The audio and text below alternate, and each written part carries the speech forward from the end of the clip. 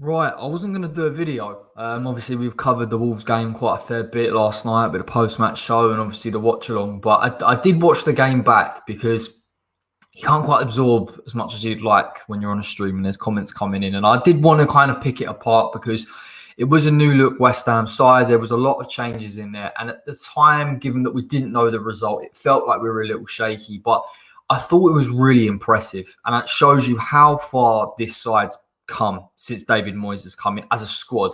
We've got a very, very restricted squad, very little options. But when the players came in and in the slight adaptation to the system, we showed a real understanding, even being out of our kind of comfortable space, our comfortable environment. Declan Rice is a huge loss for this side.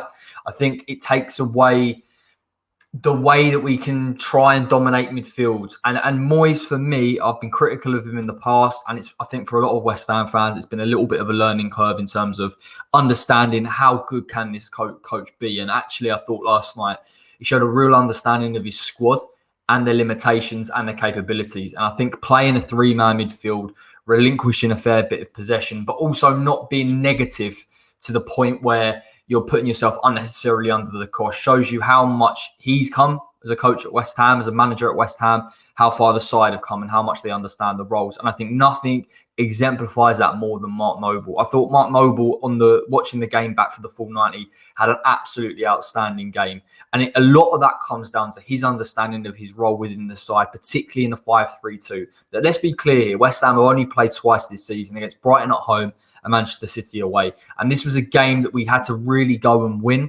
Whereas you look kind of at the Manchester City game, again, a game where West Ham were always going to transition and counter. The Brighton game, one where I think, we had a lot of injuries. And to be honest, with the way that we played in that game, it felt like Moyes was setting up a little bit for a draw. But we saw in the 5-3-2 and Nobes in the midfield what this team could do. And Noble's understanding in terms of slotting back into defence at times, giving a little bit of protection, pressing at the right moments as well, showing an intelligence, but not pressing so far up in the final third. And that was very much reminiscent of how West Ham have played, particularly this season in terms of the counter. And West Ham showing an incredible amount of efficiency in that. But Mark Noble, from that perspective, reading the game, interceptions, covering for Creswell down that left at times, shows you he has still got something to offer. It's just about how you get it out of Mark Noble. He does understand the game. He reads the game very well. And in a three-man midfield, you'd look at West Ham and say, maybe we have got enough to play this style. It will change our style of play for the next month, I believe, without Declan Rice. We're going to have to be a little bit more...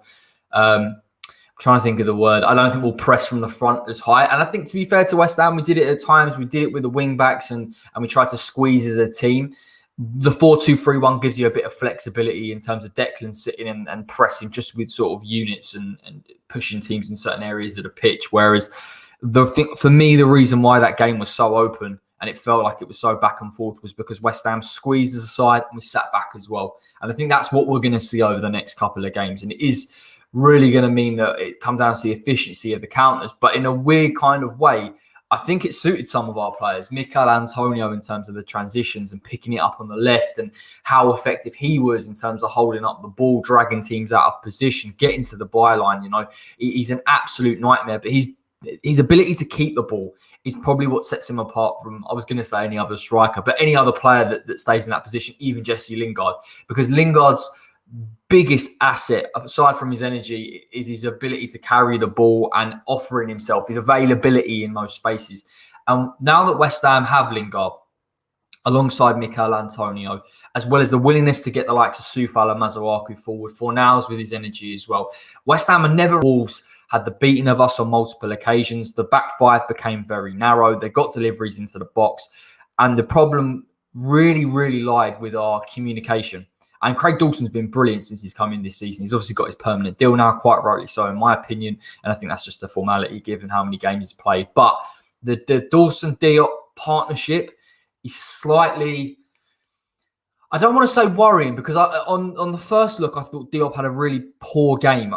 For me, he was at fault for the second goal. And then you watch the replay and I'm not convinced that that's really fair of him. I think it's just a communication problem between the two. And I think that's where Angelo Ogbonna, that kind of intangible benefit that he gives to that back three is where he comes in. Because the first goal, I personally think someone needs to pick that run up. Someone needs to be aware. Yes, it's a good run from Dendoncker. Yes, it's a very good finish and a bullet header, but Diop or Dawson needs to be picking that up. And I'm convinced if Ogbonna's in that back three, that he's telling somebody, whether it's Diop or Dawson, to get out and go cover it. And you feel that because Diop is decent in the air, but I personally feel Dawson and Ogbonna are absolutely imperious in the air. They're very difficult to beat. And I feel like Ogbonna can deal with certain situations very well, particularly one-on-one, reads the game, and Dawson can go and deal with that late run. And maybe that goal doesn't happen. I think it's generous because Wolves missed a fair amount of chances. The second goal for Wolves worries me from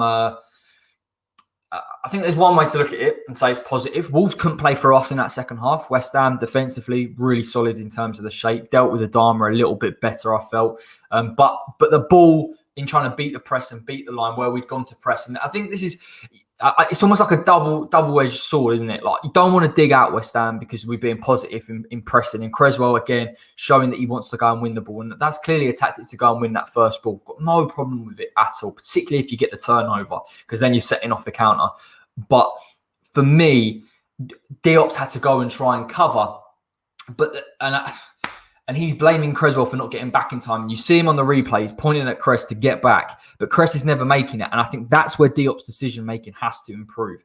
I think he has to take accountability. If that's Angelo Ogbonna, irrespective of whether Aaron Creswell was in position or not, he's taking accountability of that situation. If you look at the replay again, Diop has time to assess where Fabio Silva is. It's a brilliant finish from Fabio Silva and take the West Ham bias out of it.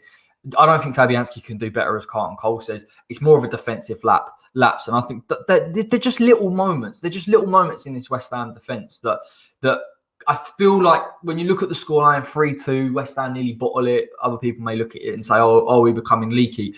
But I think they're just minimal. They're like very, very small errors